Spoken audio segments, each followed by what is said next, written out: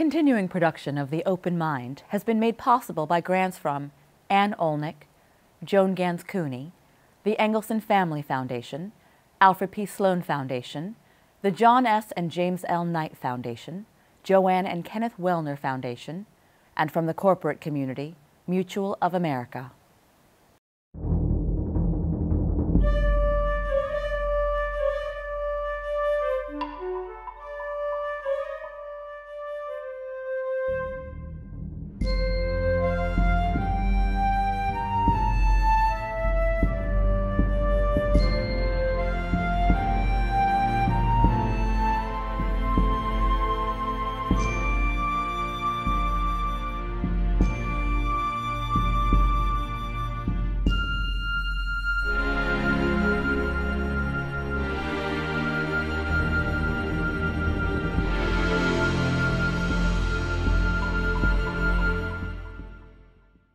I'm Alexander Heffner, your host on The Open Mind.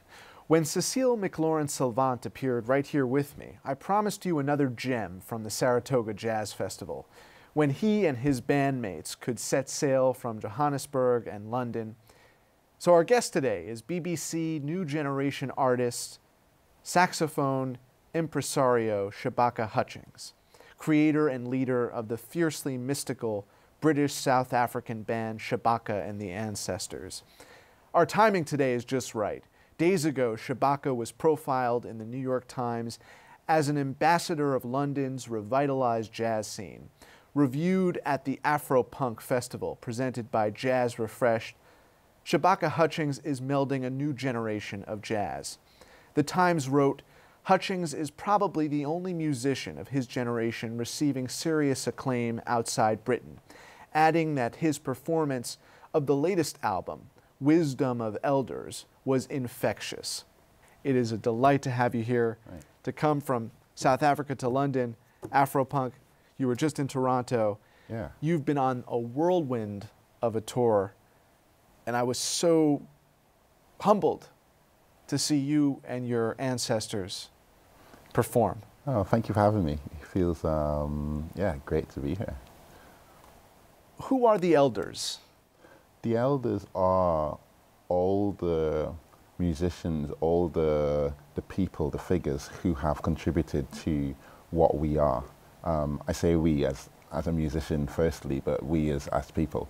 So I see myself, if I just speak subjectively for now, as the culmination of lots of pieces of information, lots of different traditions, ways of doing things that have been passed down to me in some more overt, some less overt ways.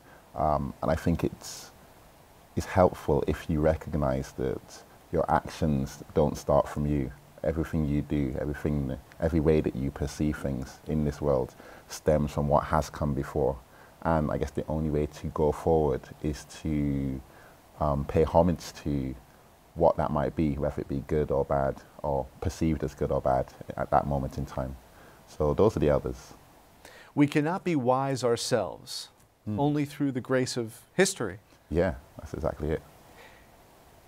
You have a particularly interesting lineage and ethnic origin.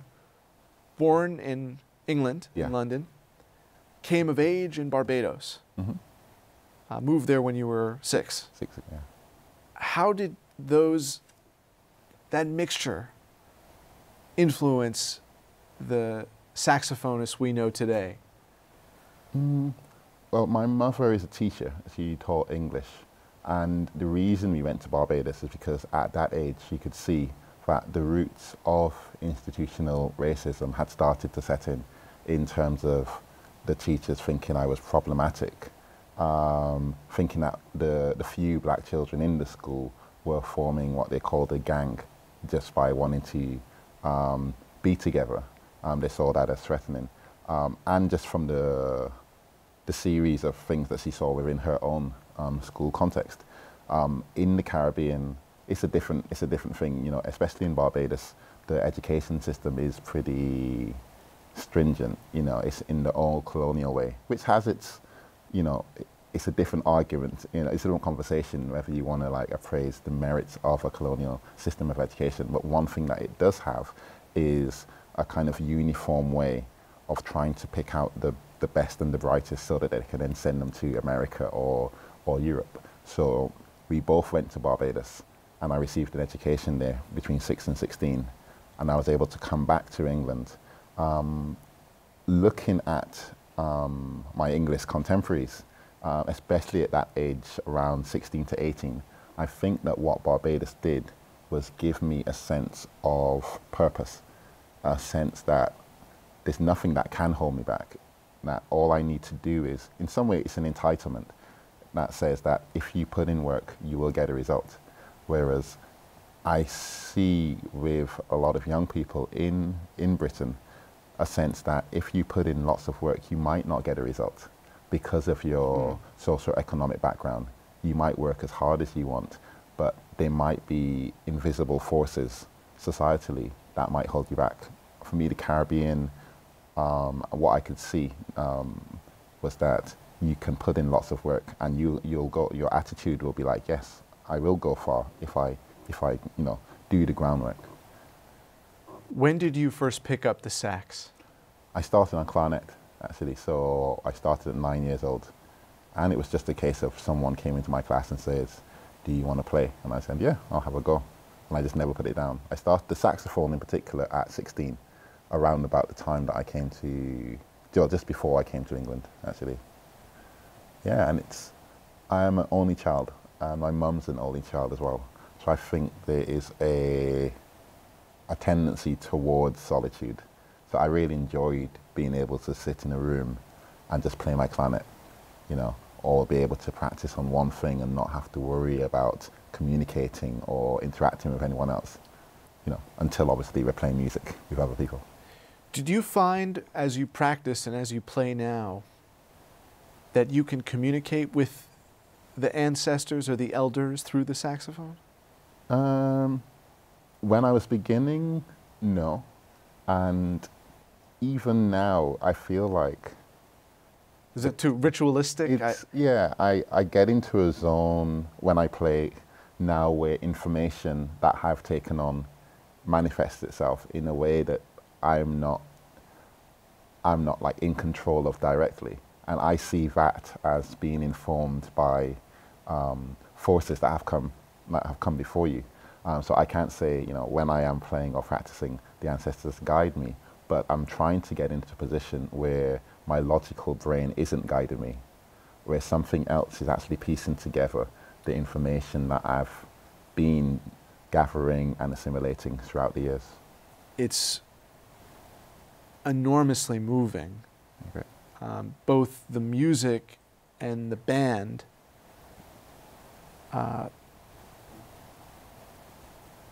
when you think of the wisdom, we talked about the ancestors and the elders,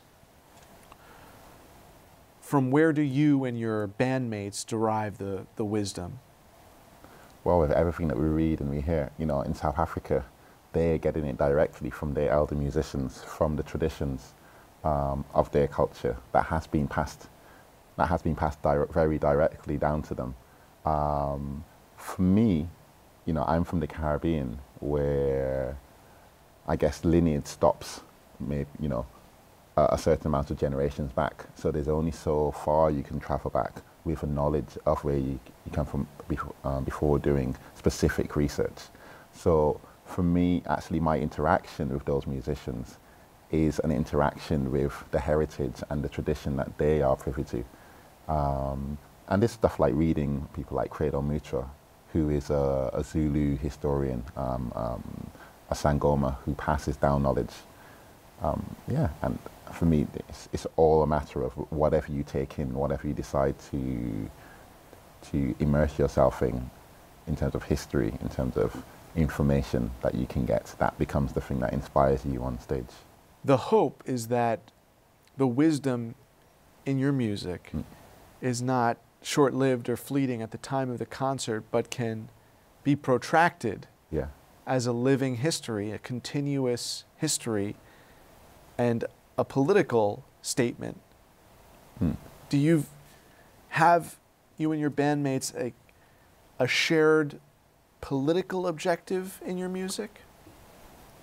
Yeah, I mean, for me, it's about creating a space that where people can actually access information and appraise the information that they have gathered. One of the, I guess, the facets of living that you need to not go crazy is that you can't process everything, all the stimuli that you get from the day-to-day life immediately.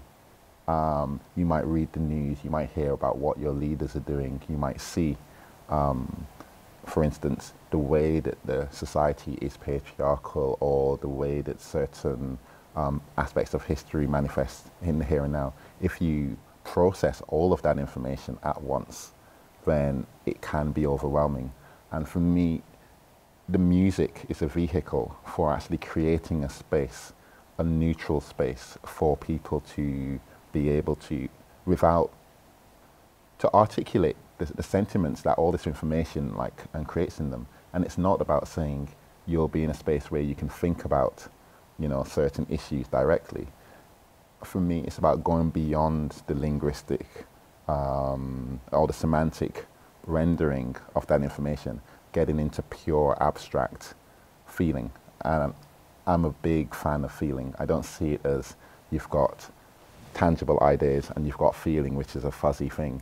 For me, the intuition and the feeling in regards to certain information that you have received is important. And yeah, that's what I want the listeners to go away with. I want them to come into the concert, enter a space where the assumed ways that they live or they see things, they mold away, and they're in a space that is sacred. Is the idea of what seems particularly sacred that you can achieve through the feeling, what you cannot through the linguistic, but then you can ultimately return to the linguistic with the feeling? Yeah. It's a way of directing your thoughts into a different, I guess where you go through a certain trajectory, you think in a certain way, without the, it can't be assumed that you're going to look at reality in a drastically different way. And for me, that's what we need in society. We need people to be considering elements of their existence in ways that are unfamiliar to them, maybe getting inspiration from other people. And music is a way of starting that process of trying to assess your reality in maybe a drastically different way. What are the political circumstances in Barbados and South Africa right now? I know that musically there's been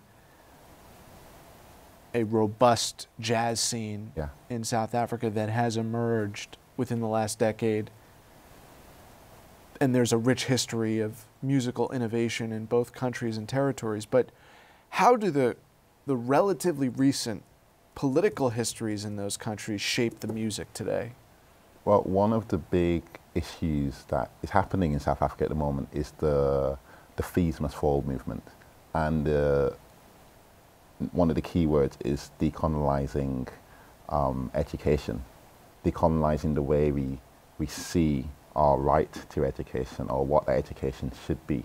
The fees must fall is saying if you create a situation where only people from a certain socioeconomic background can have access to education because the fees are so high, then you're cutting off a section of society from actually advancing. But then once you're in the institution, if the institutions have been formed within a period of naked white supremacy, we need to actually assess what how they're going about giving the information. Is the information being given in a way that suits the decolonial project? And I think that ties itself into music in that it's all a matter of receiving information and how you then interpret that information. So we listen to the American tradition of jazz, and we appreciate that jazz comes from America and it has its structures, it has its functions, but we don't want to just assimilate the music naively. We want to take that information and actually look at it with the lens of our particular circumstances. And then we want to say, okay, this is the use of this information. This is what we want to use it for. This is what we want to use this music, the music that we've gotten to as a result of assimilating the jazz tradition. We want to have this effect on our listeners, on our audiences. And in some ways, that's decolonizing the way that we see our relation to music, because it's not just a matter of here is the music, we will follow it. We will try to play, jazz in the way it's been presented by Americans. We're saying it's a fluid entity, that the traditions aren't kind of locked off. They're not in enclaves. When you combine the experience of Europe, Barbados, the Caribbean, yeah, the Americas too, and Africa, what kind of political harmony do you enjoy? Wow, that's a big question. I think the main thing is that we're dealing with the diaspora. That's the kind of the base level. Is that you're dealing with a situation where, as a diasporic person, my culture has come from Africa to the Caribbean, and then from the Caribbean to Britain. And this is a thing that I have actually, thought about, and I do think about in relation to playing, what it means to not be from one place in particular, And for me, it's a matter of perspective. I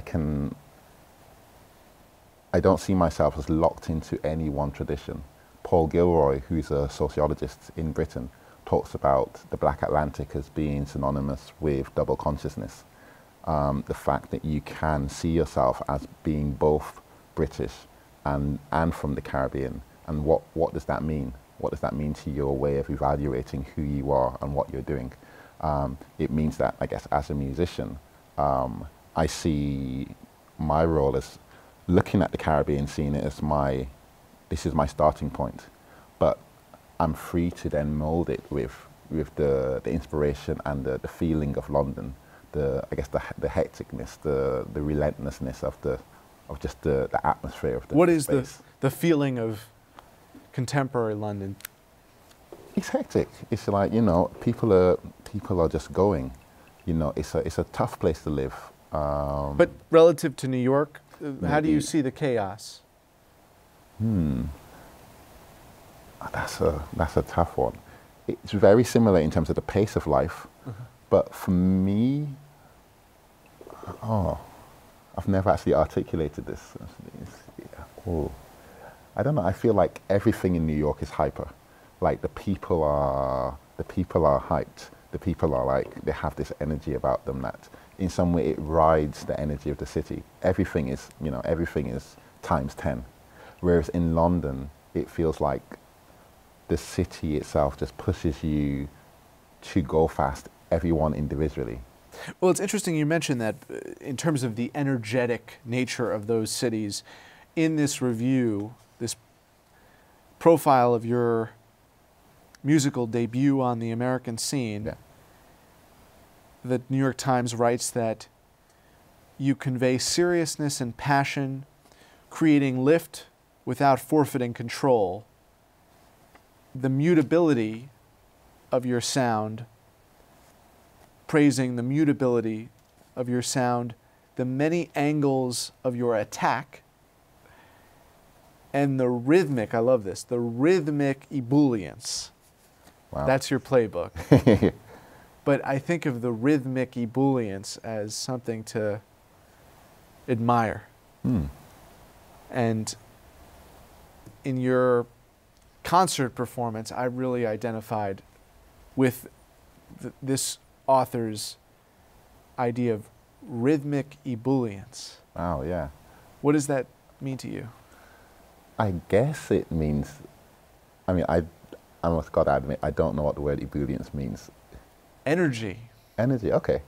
One of the things that I have been trying to do on the saxophone for a long time is try to find a way to become invisible within a band context. is one of the things that, you know, when I talk about decolonizing the way that you see music and separating yourself from the direct tradition, say, of jazz as it has been perceived in America, I get the whole, you know, I am a soloist, I am at the front, this is my show. But I've always wanted to find a way to actually disappear within the band, so there's one entity moving forward rhythmically.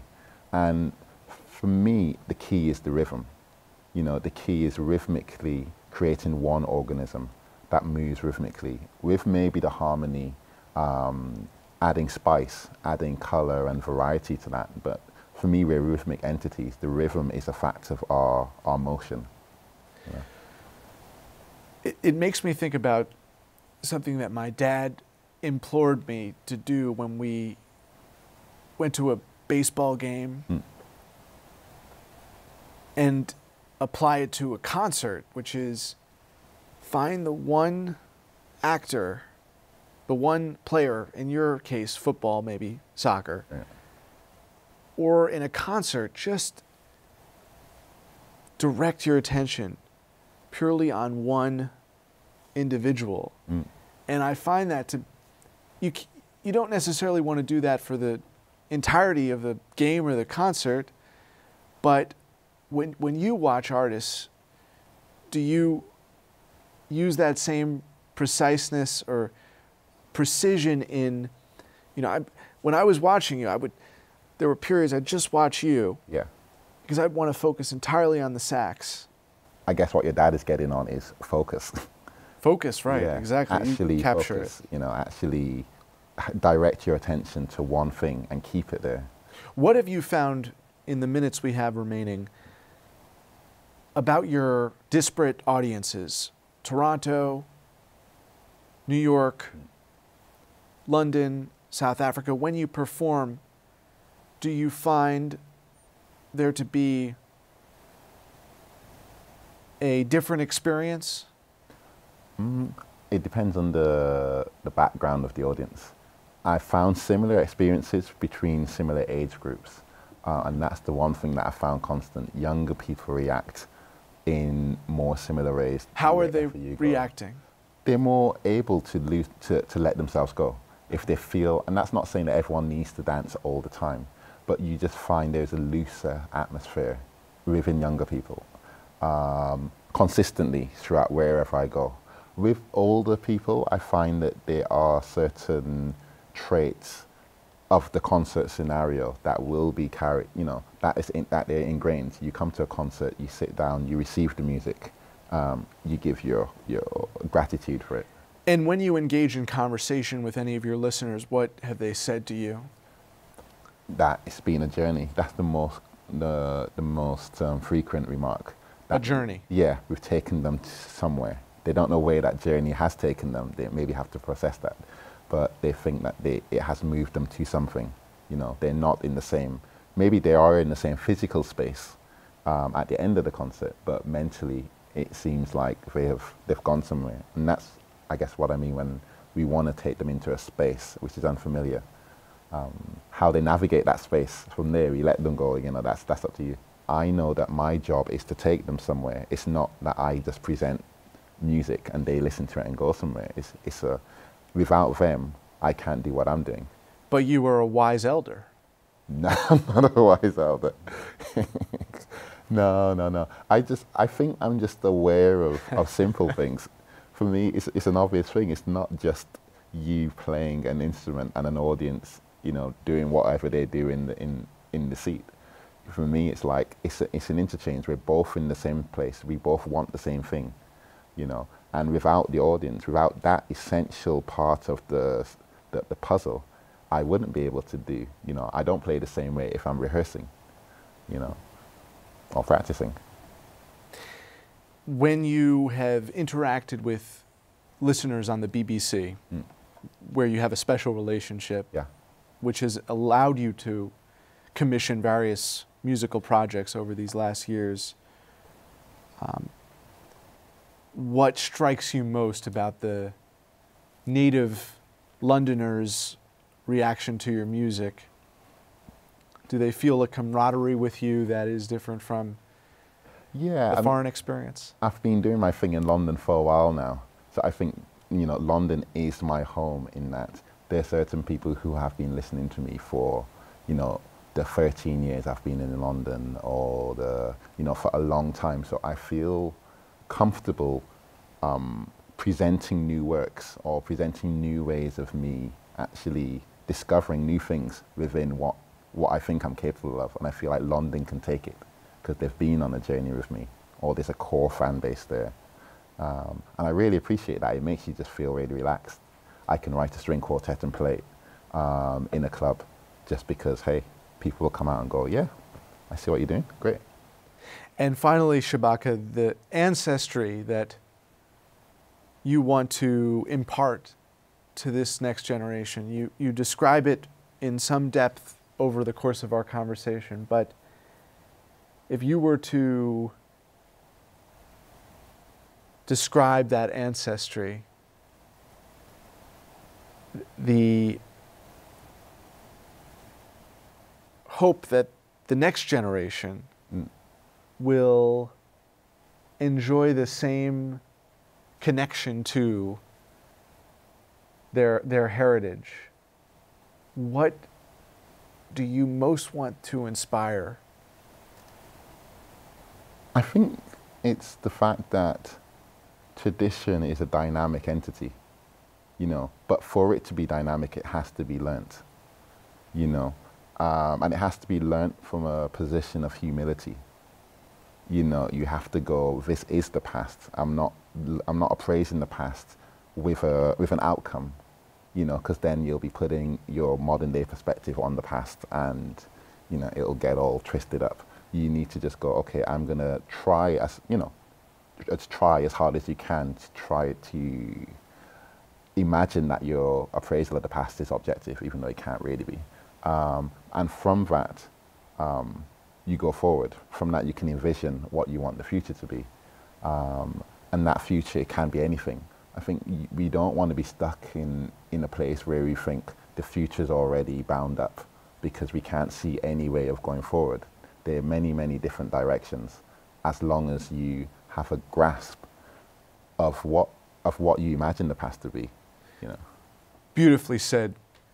I urge the folks out there to download or buy Shabaka and the Ancestors and to learn your wisdom. Thank you, Shabaka. Thank you. And thanks to you in the audience. I hope you join us again next time for a thoughtful excursion into the world of ideas. Until then, keep an open mind. Please visit the Open Mind website at 13.org/openmind to view this program online or to access over 1,500 other interviews. And do check us out on Twitter and Facebook at Open Mind TV for updates on future programming.